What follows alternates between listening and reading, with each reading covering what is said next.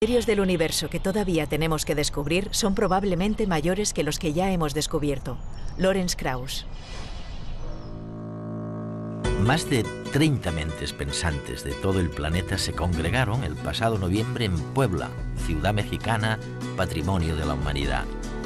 Nunca antes en América Latina se había hecho un esfuerzo tan grande y tan estimulante para promover las ideas de la ciencia en la cultura popular.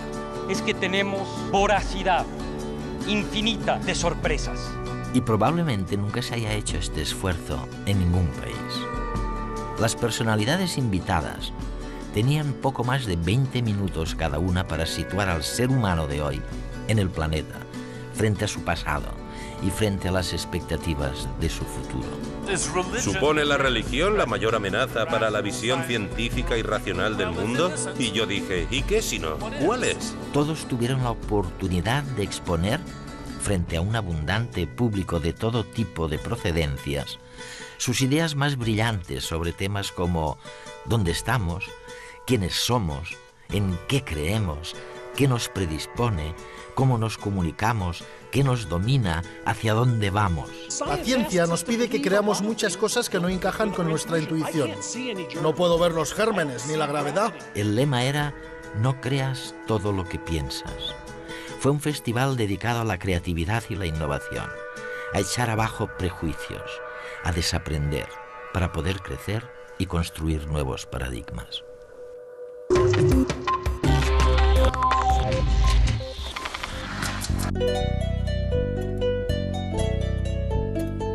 Yo creo sinceramente que aquí en Puebla el gran psicólogo, neurólogo Steven Pinker nos ha sorprendido a todos diciendo que efectivamente de la gran alternativa con la que se enfrentan los homínidos, seguir o volver a la tradición del chimpancé y su agresividad, o bien la otra ruta, la del altruismo, el de la compasión, se ha optado, nos dice él, con cifras en la mano, por la compasión. Vivimos en sociedades que, a pesar de lo que dice la prensa, son cada vez mucho menos violentas y con mucha diferencia.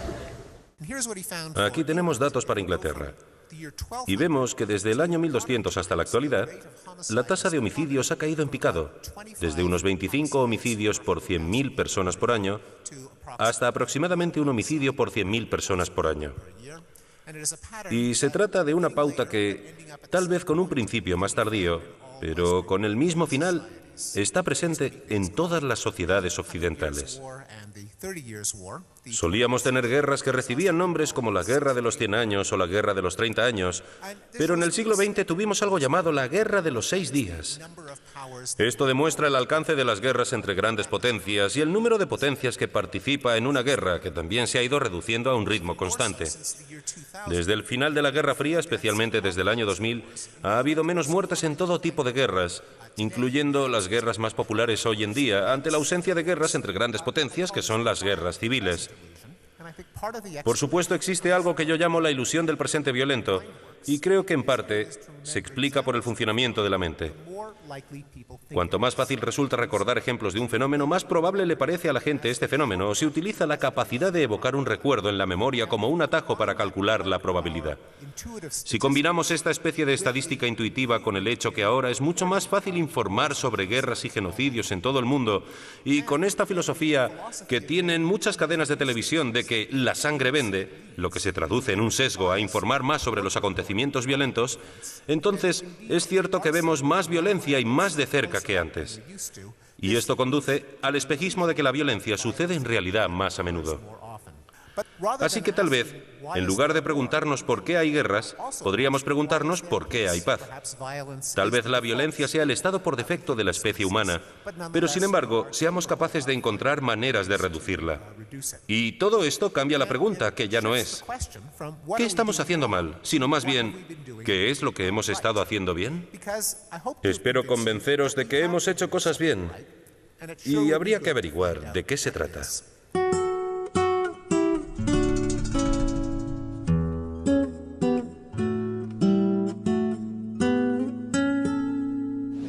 Y la vida sexual ha sido otro de los grandes capítulos de este debate del México profundo en Puebla de Los Ángeles. Hemos tenido que aceptar de entrada que el cerebro tiene sexo, que hay un cerebro masculino y que hay un cerebro femenino. En el cerebro masculino da la casualidad que el espacio reservado al sexo es 2,4 veces superior al que se ha reservado la naturaleza en el cerebro femenino. Pero aquí no terminan las diferencias. Vamos a ver cuáles son. Ahora sabemos, por supuesto, que una parte de quienes somos se debe a que somos hombres o mujeres y que no existe el cerebro unisex ni el cuerpo unisex. Desde hace muchos años, gracias a 30 años de estudios de observación en el laboratorio, sabemos que los juegos de las niñas a menudo son juegos que representan relaciones entre dos personas.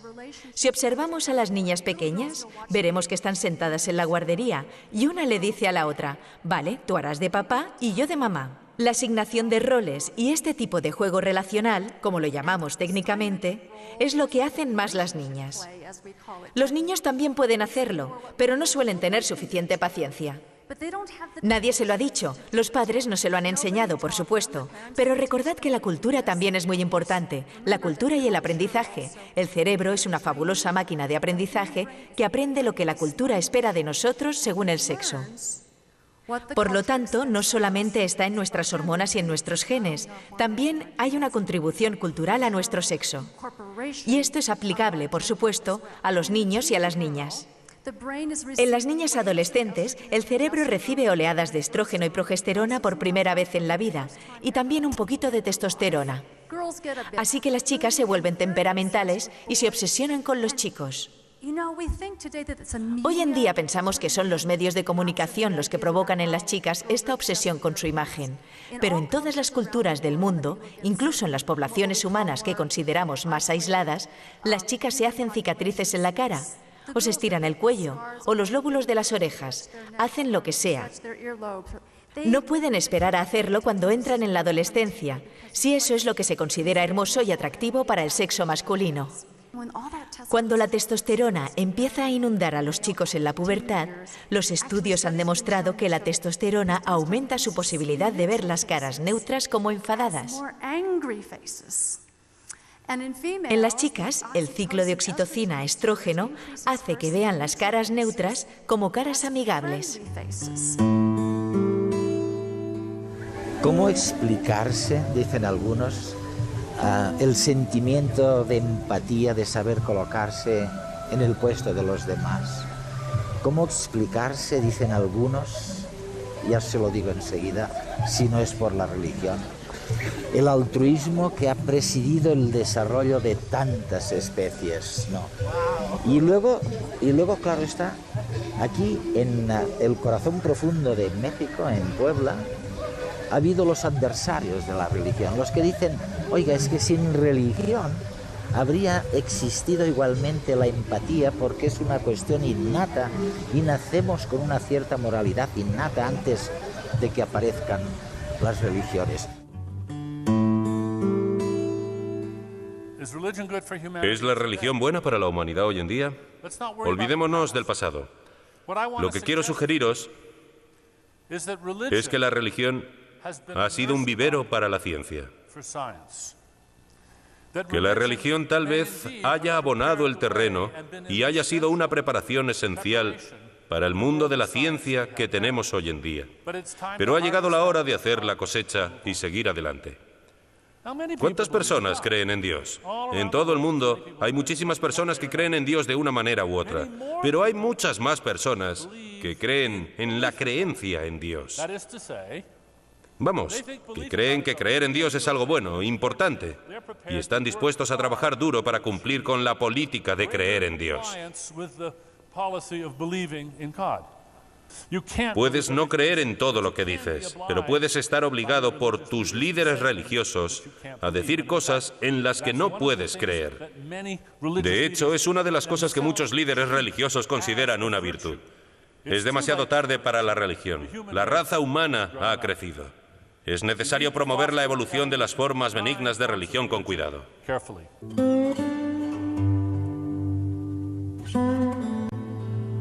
La religión nos hace creer en la justicia cósmica del mundo.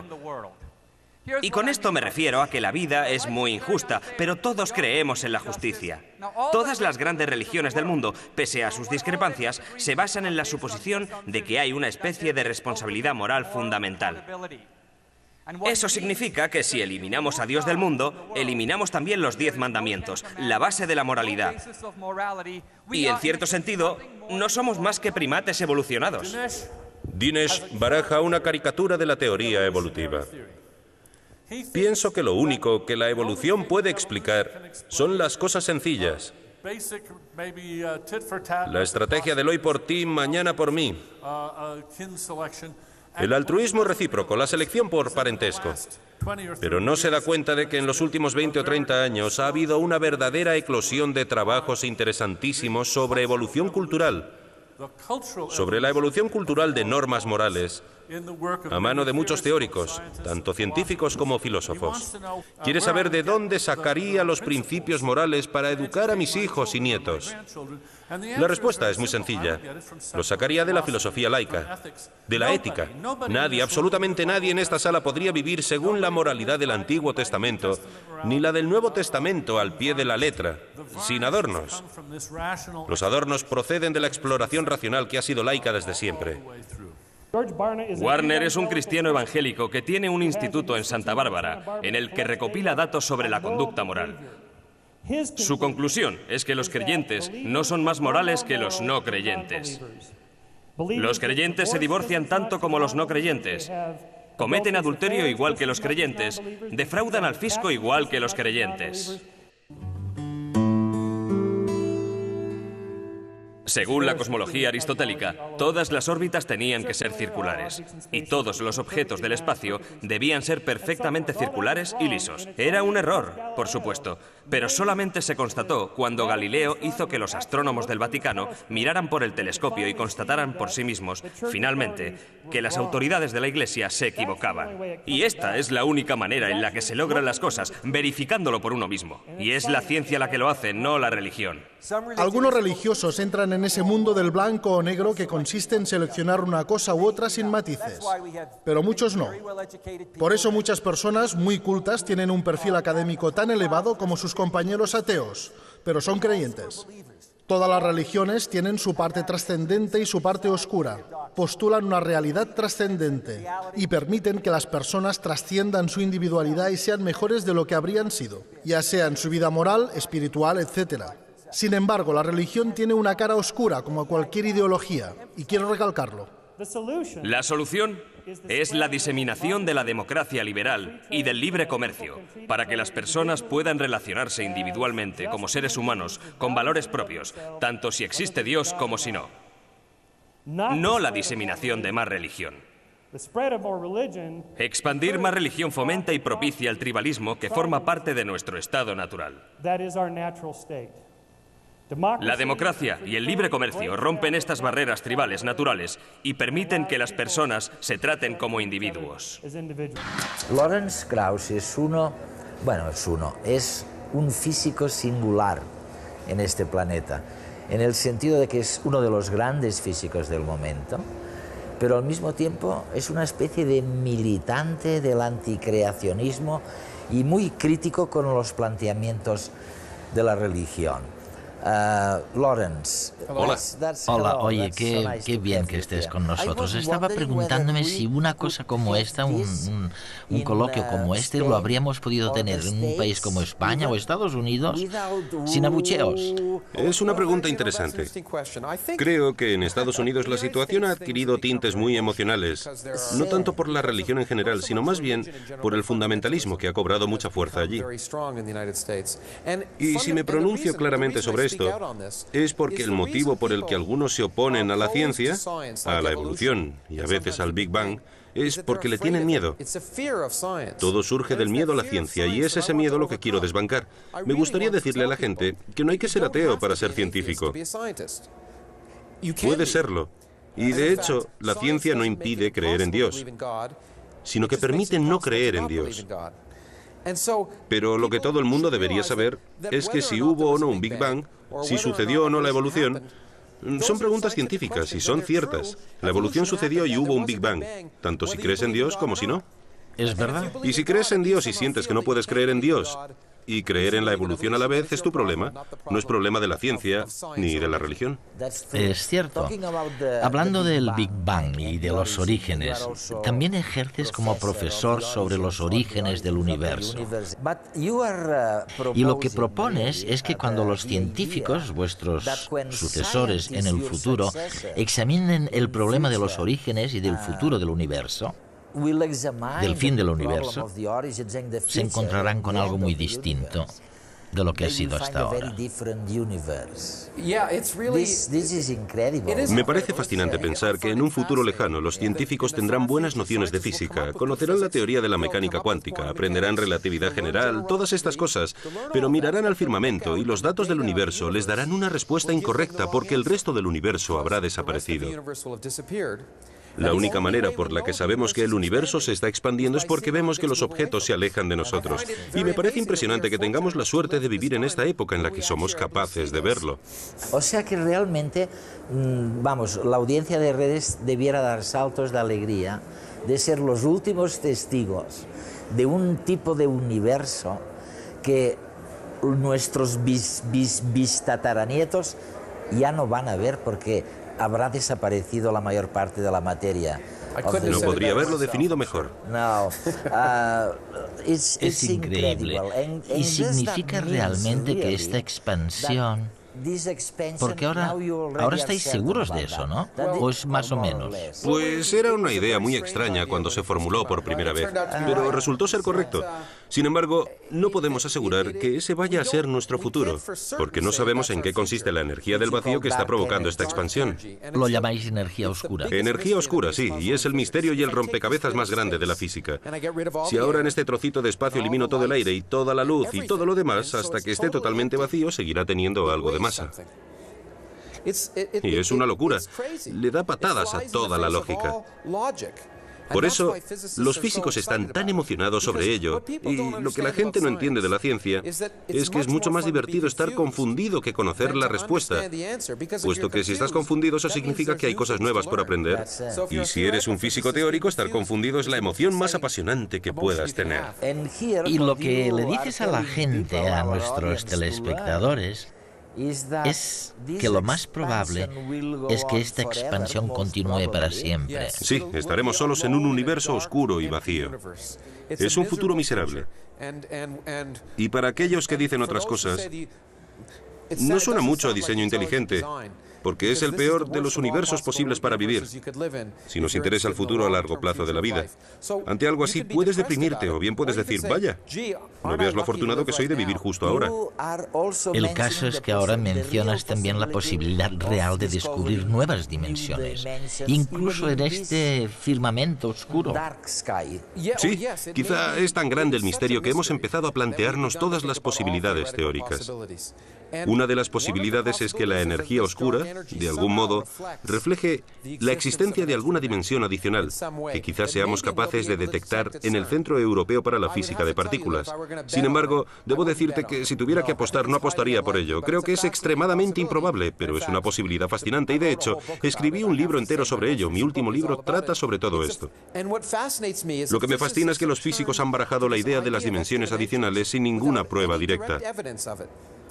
No, es verdad. Y la pregunta es, y esto es lo que a mí me interesa, ¿se trata de una invención de la mente humana o qué es?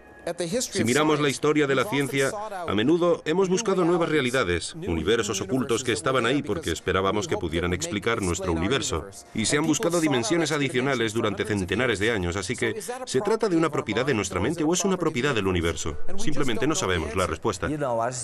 Sabes, mientras hablabas, Lawrence, pensaba...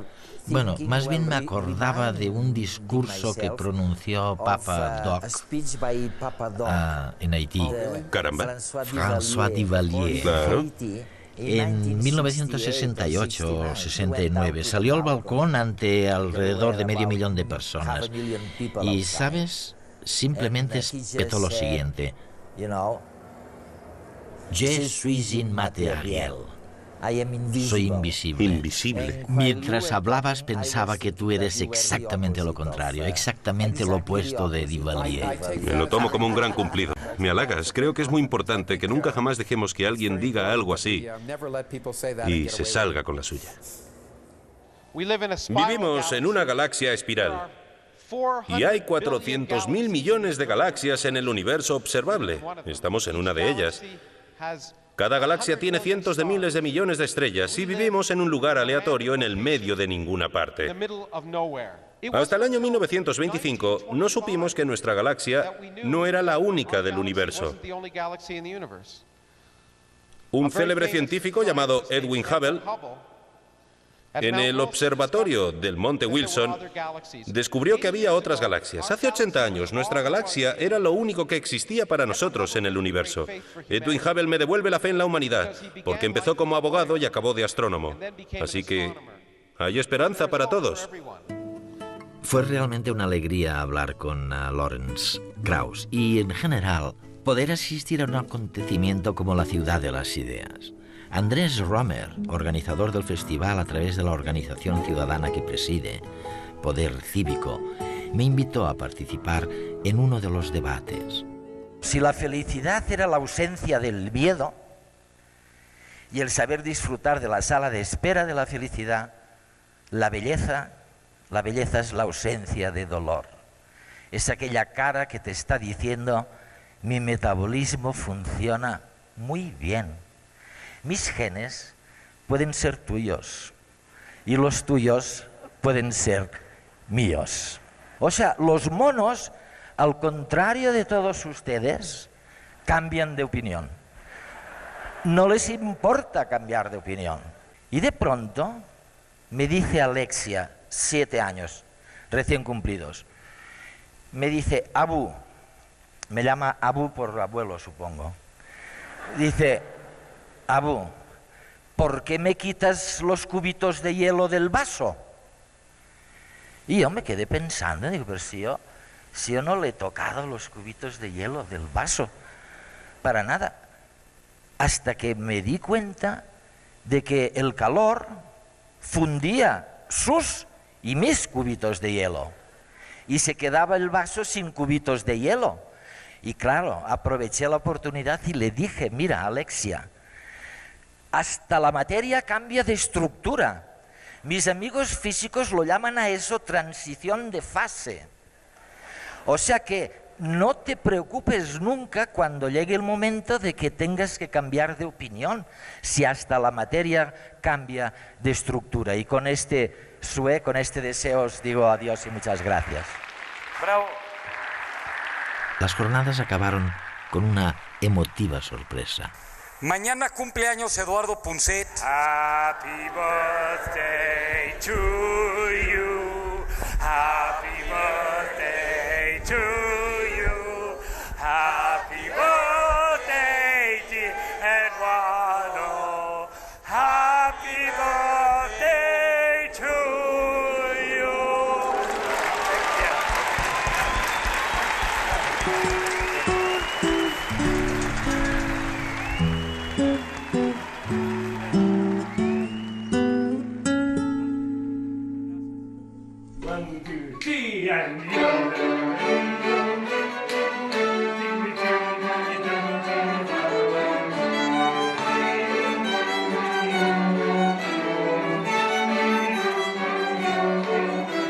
¿Cómo le explico realmente a nuestra audiencia que la música mejora nuestra salud y nos hace más felices?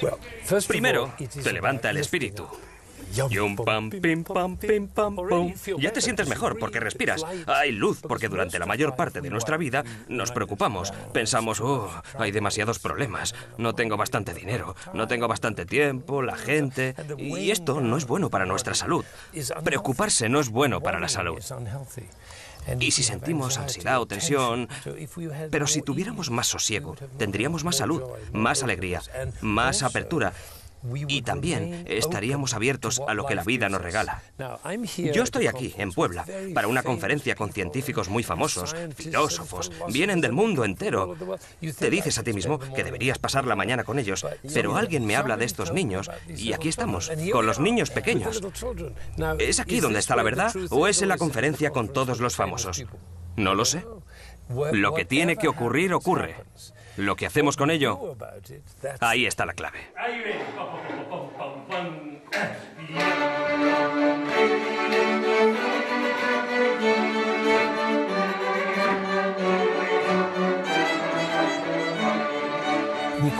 Porque la música alumbra, dices tú. Sí, es como un acto de antigravedad.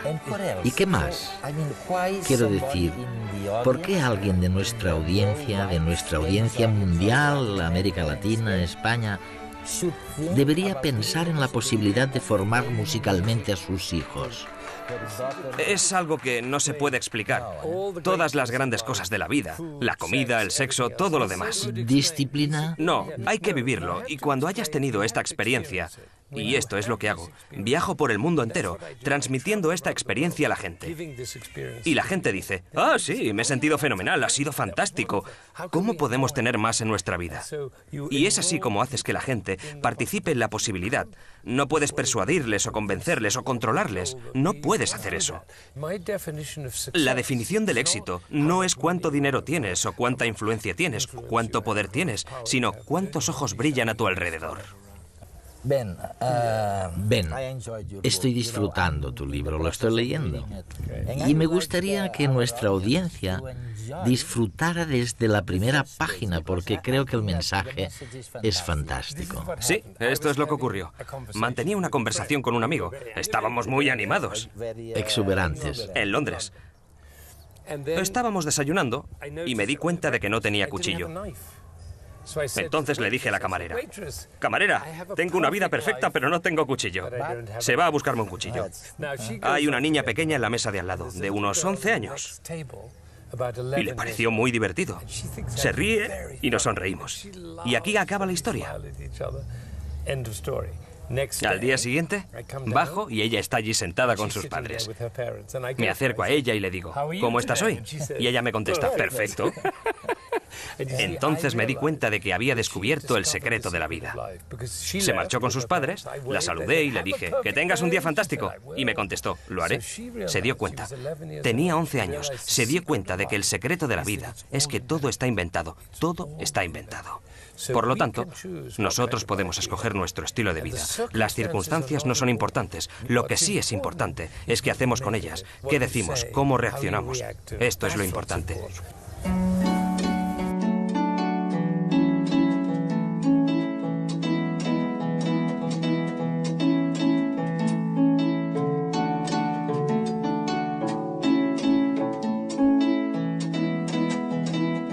Una sociedad que no apuesta por lo novedoso, que no se atreve a imaginar, no logrará el desarrollo.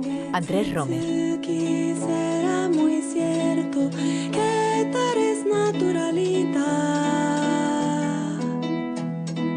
No escucha por pechismale, escucha no cuenta.